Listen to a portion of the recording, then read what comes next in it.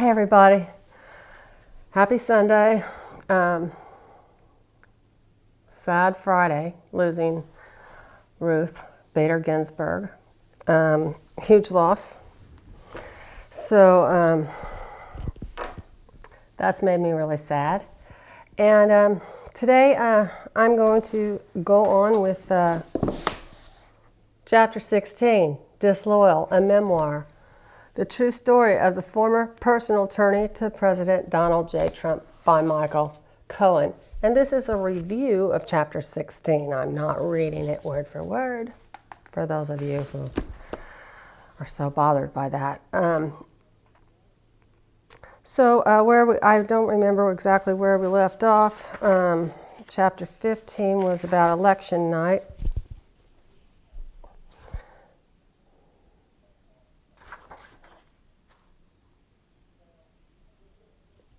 No, we're doing Chapter 15, election night.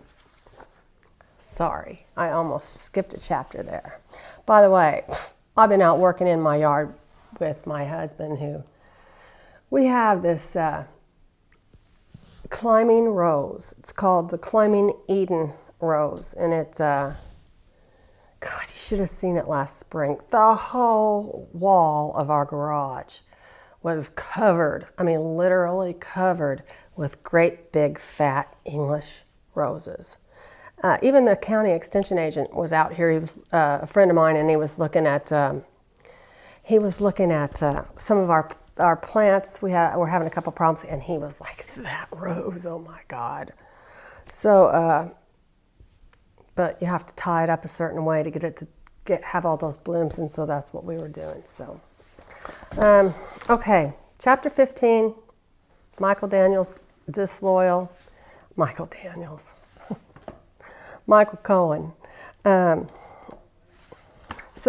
He was very happy that he had waited for election night for all those 5 years, and he had planned that his whole family, Laura, Samantha, Jake, would all go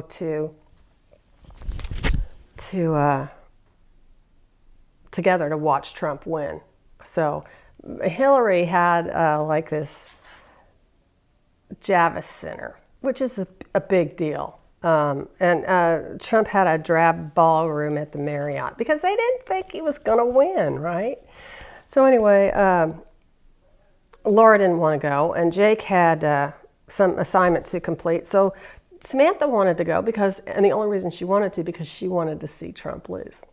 I like Samantha. She wanted to watch him lose, and she wanted to watch him suffer and be humiliated. So, and she dressed like she was going to the Oscars. She was dressed to the nines and looked fabulous. She's a beautiful girl, by the way, if you guys don't know who she is. The Clinton people went all out. They spared no expense. I said the stage was shaped like a map a giant stage shaped like a map of the United States. So let's see. The first Michael got an idea that he got the first inkling that his status with Trump was falling because he wasn't actually set with the boss. He got a VIP pass, but it wasn't in the room with Donald and Melania and the rest of the family, which was really unusual. So he got downgraded. It's like what Michael says, it's like when you get hugged too hard by the boss, you're the next one to get, right? So that's the way Michael felt. It was like, something shady here. So anyway, he got an envelope with his name on it, and he had a VIP placard inside, but it wasn't it wasn't upstairs with, the hot shots. So he said the early results weren't good, and if he was a political force, he would remain one for years to come.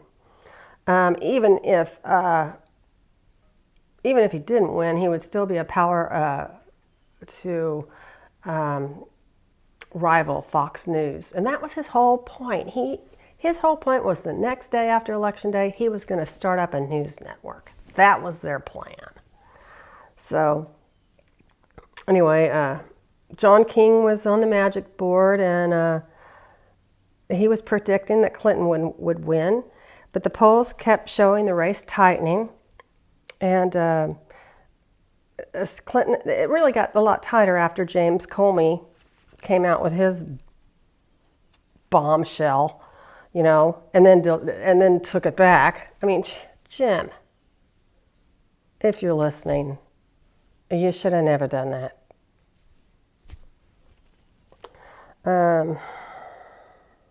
Because it looked like he was deliberately throwing the race to Clinton, and that is not what he intended to do. Although it was also not his role to come out and say anything about any of this. You know, he's head of the FBI. He's not, you know, that's not his job. So anyway, then Michael is like looking at a split screen shot, and they're showing different things. You know, one is showing Trump getting closer. And they think that now Trump's going to win Florida. And if he did, that meant he won the election. That means if you guys are in Florida, you've got to vote for Biden. Florida is all important. It's always. Since Tim Russert said it years ago, it's Florida, Florida, Florida. Vote blue in Florida, please. We need you to vote. Don't stay home. You know what? I'm going in person to vote. I don't trust the mail to get there on time. I'm going to vote early, and I'm going to go in person and wearing my mask to vote in person. My vote is going to get counted, period. And I know I'm in red Indiana. It's not going to count, but, you know, I'm going in person to vote for Biden, period. Anyway, I'm really upset today because I got on Twitter, and, you know, every time I get on Twitter, it pisses me off. I just get mad. So I should just not go on it ever. And then I get on there and I start, you know, bitching at the president and, you know, Lindsey Graham. And anyway, so now they think that Trump just won Florida, which means he won the election. And the guy that's calling Michael says, I'm 100% sure. So now, at this point, they know that he won and he's becoming the 45th president. Michael was not summoned to the room upstairs in the hotel to hug the president or share the celebrations. They started together, and then Trump threw him under the bus. And he felt it. He felt really left out, and Sammy felt really bad for her dad. She's a good girl. So in the weeks that followed, since Michael was the personal attorney to the president-elect, all these countries, I don't know if you guys remember this, but all these companies and all these countries, they had no idea how to get a hold of Trump. You know, they wanted to get to him to get what they wanted across, and the only person they knew to go through was Michael. And so they were paying Michael $1 million here, $500,000 there to get to Trump because Michael was the middleman. Michael could get them through.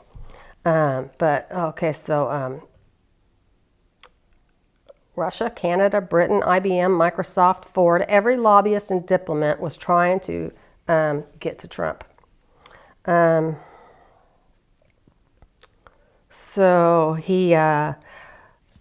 now he's the president-elect, and Michael was like, okay, a contingency plan of Mitt Romney's was brought out. Like, okay, what are we going to do if we win? And so he took it to Trump, and Trump refused to even look at it. He doesn't read, he doesn't plan, he's totally ad-libbing everything. He just thinks it's a waste of time and beneath his stature to prepare or study or plan instead of trusting his instincts. And he has really, really bad instincts, as we know. So he told Michael to get out of his office. It's bad luck to go over things like that. So all of a sudden, Kushner was the Dauphin. Dauphin. You know, like in France, they have a Dauphin. That's like the next king. And he was totally unqualified, and he was acting as the president's gatekeeper. So he was this aristocratic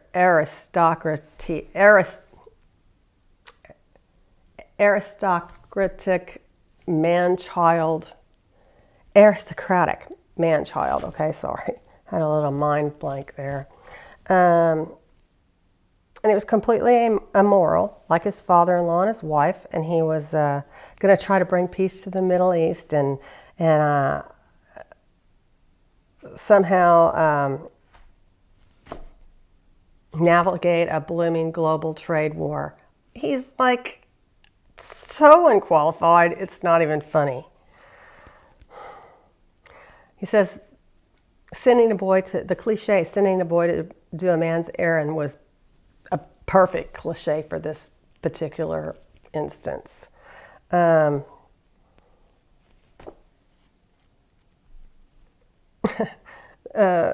prime ministers and CEOs and diplomats tried to insinuate themselves on Jarrett, who is a simpering boy with a voice of Alvin the Chipmunk. And so Michael had thought about a big job in the administration, like chief of staff. Would he like to do that? Hell yes, he would. Would he like to be the White House counsel? Yeah, but he didn't think he was qualified. And besides that, he wanted a position that he could always keep, okay? So what he really, really wanted was to be what he was, the personal attorney to Donald J. Trump as the president. And that's the job that Rudy Giuliani has now, right? So he says he was a sycophant to Trump like so many other people. But that doesn't mean every dumb rumor was true, okay? He said he has no reason to try to hide the fact that he tried to land a great job. He did, and he'll admit it. But the job that he wanted, he said he would have loved to have been chief of staff, but the job that he really wanted was the job that he had, and Trump actually did offer him that job. And I'll tell you how that happened. He said the only one job that was appropriate for me, like I said, was what he already was. So then Rona Graff started sending out Christmas cards, and it was bonus time, and he figured out where he stood with Trump. He got a measly, so he'd already paid off Stormy Daniels, right? He figured that Trump would reimburse him through the bonus, okay, for Stormy Daniels' payment. And so he with his regular Christmas bonus, he was expecting $500,000. He had $150,000 from the year before, and Trump gave him a $50,000 bonus. Can you imagine? Trump owed him $130,000 that he had taken out from his line of credit. He owed him that, and he gave him $50,000. I mean, he should have at least given him $180,000 if he could. So they say he had a really bad year. Okay, give Michael a $50,000 bonus and give him the $130,000 that you owe him, making it at least $180,000. But no, he only got a $50,000. So he was pissed. So he goes to Allen Weinsberg, is that his name? And he's like, I'm sorry, Michael, this is just, and of course Trump had already left town because he's not going to sit around and wait for everybody to get the bonuses and be pissed off. Oh no, he's leaving town before the bonuses ever go out. So Michael goes to Alan and he's like, what the fuck? And Alan's like, we know he had a bad year, blah, blah, blah. We lost a lot of money. Trump spent a lot of money of his own money on the campaign, which was bullshit. He did not. He stole from the campaign, and he had all his press for free. So, Michael had taken out 130, like I said, of his own money, and they didn't even bother to pay him back. So they said, Alan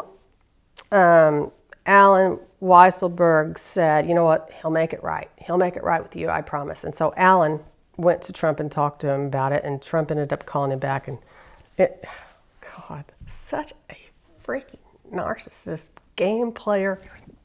He paid him back with his own money.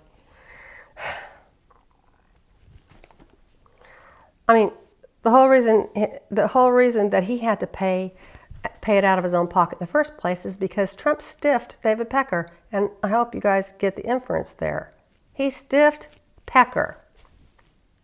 Somebody wrote me that, and I mean, I had already figured that out, but so Pecker wasn't going to come through with another payoff to get screwed again, because Pecker wasn't the boss anymore. AMI was the boss of and the owner of National Enquirer. So, they weren't, fool me once, shame on me, right? Or whatever. Fool me. I am not George W. Bush, I'm just saying. So Michael says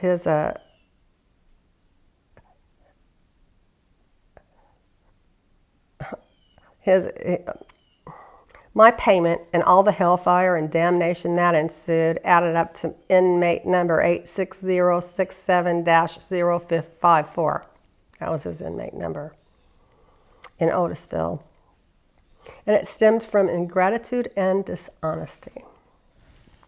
If Trump had repaid Pecker, chances are none of this would happen, okay? Because as I told you before, Michael got in trouble. One of the counts against him was bank fraud, and that was because he took the line of credit, $130 out of his already $500,000 line of credit to pay Stormy Daniels, and he said they lied to the bank. In fact, the bank didn't ask what the money was for, so he did not lie to the bank, but he did time for it. So anyway, he wasn't going to let Trump fuck him.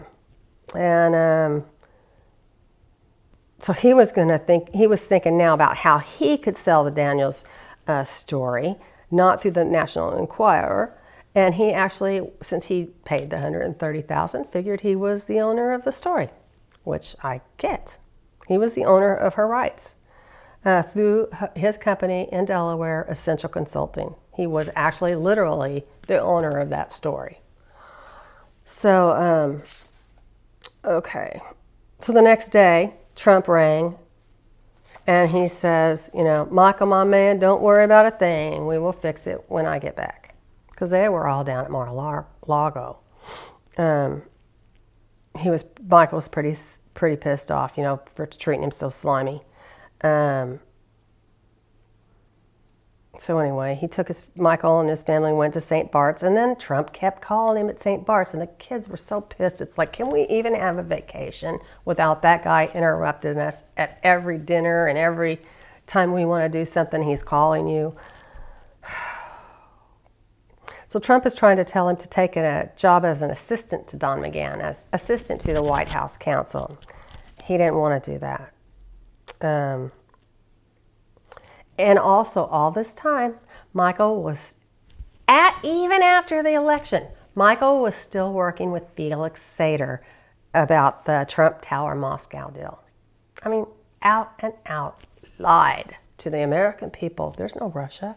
I don't know it. I don't know anybody in Russia. So anyway, they went for a walk on the beach and tried to calm down, and then the next morning he went back to New York, and Alan asked him to come to his office, and he said that Trump was going to make him whole. And so, so first the $130,000 would be doubled, grossed up as he described it, and because that at least would pay for the taxes and all that kind of stuff. And so that would make it to $260. And then there was a Redfinch deal that Alan wanted to know about. How much was that, Alan asked, and he said $50,000 when it was really only $13,000. And so they doubled that. So that was $100,000. Now we're up to $360,000. And And he said, you know, the boss really appreciates you, blah, blah, blah. And so the boss wants to settle on everything, and he likes the position you've been talking to him about. And there it was. He said, that's what I really wanted. He wanted the job as the personal attorney. So Michael was really elated and all that kind of stuff. So and so there was another rumor out there that the rumor was that Michael was begging Trump for a job, and he really wasn't. He just wanted to keep the job that he had. Because he did not want to be, he didn't think it would be good for he didn't think it would be good for him to be chief of staff. He didn't really want to move, and he certainly didn't want to be Don McGann's assistant. So Alan said, okay, so that's 260 plus the 100, and the boss wants to do another 60, so to make the whole total 420 is what he got. Okay, so Alan said, that's a fraction of the bonus I got last year. And Alan's like, I know, but, you know, he's reduced everybody's bonuses. So anyway, he knew that was going to happen. That's why he loaded up on the red finch payment, upping that bonus. I mean, okay, so 13, that's what, 37,000 extra plus, so that's 74,000 extra that he got for the red finch deal that he shouldn't have got, but he got it anyway because Trump screwed him on his bonus, okay? So Michael screwed him back, sneakily upping his bonus. Classic Trump. Okay, so score 1 for Michael. But he figured he was going to be the new Bob Bauer, Obama's horse whisperer, who was apparently, I had never heard of him, but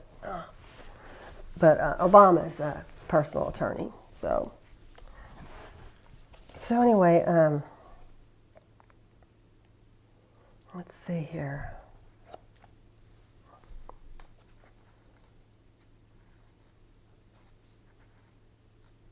Okay, so then Alan and he were summoned up to Trump's office. And there was all these secret service agents, secret agent man. No, there was all these Secret Service agents. I used to love that show when I was a kid. I liked the blonde hair guy. I thought he was cute. So then everybody, you know, was sitting around praising him and to the heavens, you know, and Trump is just basking in all this praise. God, what a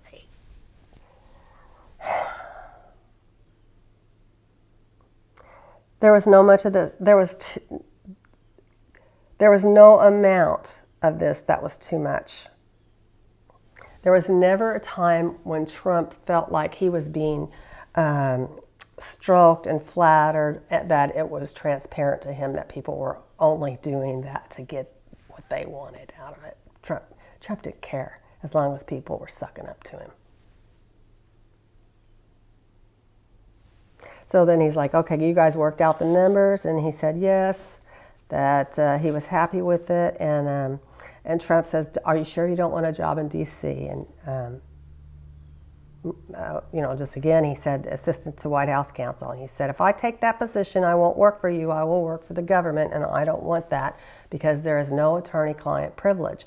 See, Trump and McGahn had no attorney-client privilege because the White House counsel doesn't work for Trump. He works for the position of the presidency. He works for us. That's the way it's supposed to be. Just like Bill Barr. He works for us. He's not Trump's freaking personal attorney. He should be impeached. So anyway, Michael said no, because then there's no attorney-client privilege, and he needed that with Trump. There was still stuff that needed to be handled. He said he could be in Washington as often as he needed to be, but so Michael said, he said, okay, congratulations, you have that job, and Michael was over the moon. Okay, so here's what they did.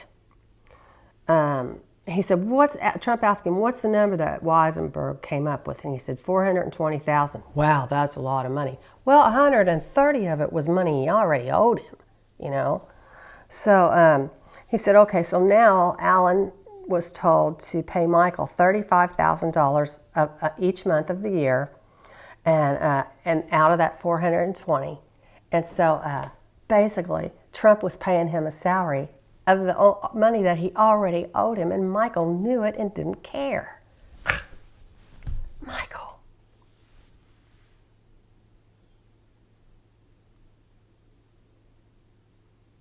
He said he was floating on cloud nine.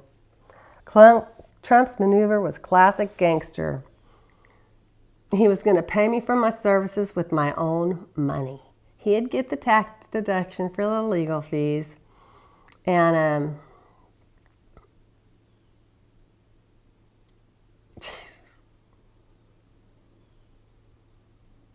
and he could write it off as a big business expense for almost $500,000.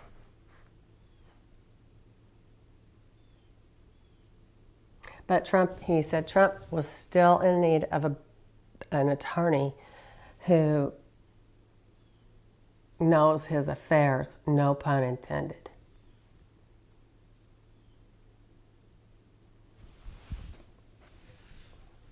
So Trump was actually making money on that deal, and he had an attorney for free that year because he was paying Michael out of his own. He was paying Michael's own money. So now Michael's new title was Michael D. Cohen, Esquire, personal attorney to President Donald J. Trump! Exclamation mark.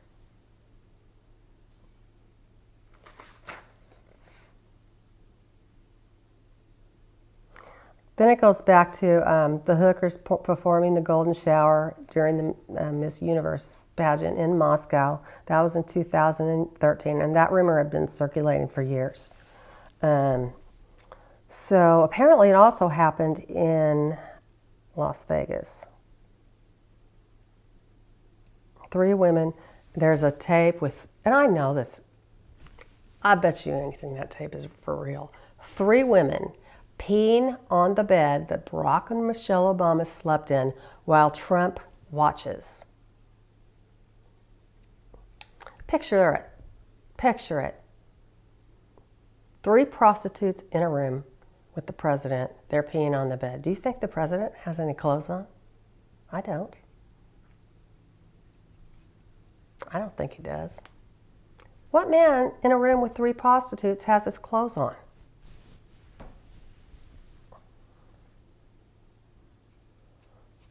So,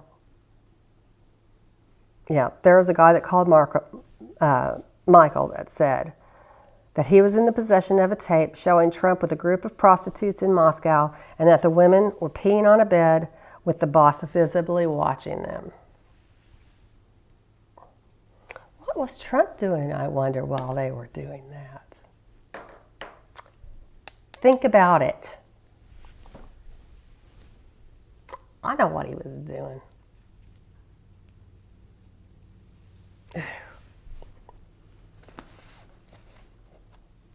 It's all going to come out too, you guys. I don't know if we'll ever see it, but it'll come out. People that need to see it will see it. Pecker's now talking about the Moscow tape.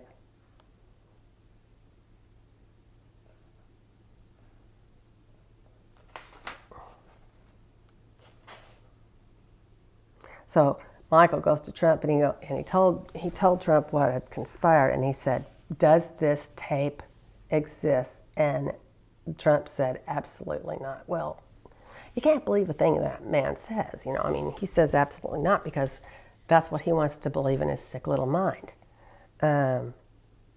He said it's bullshit.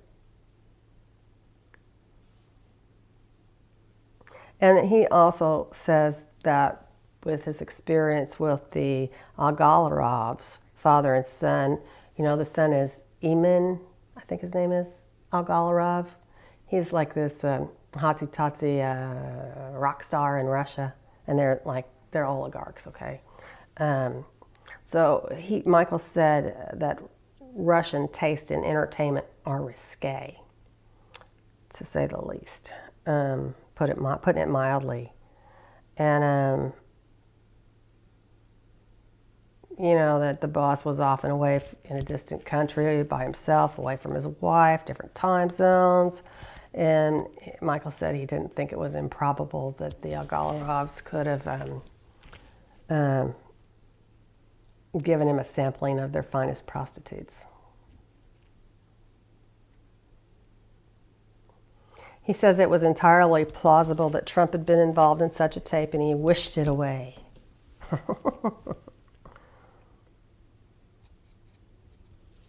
And Michael says a word here. It's called compromat. Kompromat. 30 minutes. Oh my God. We're running out of time. Let me stop it and I'll come back.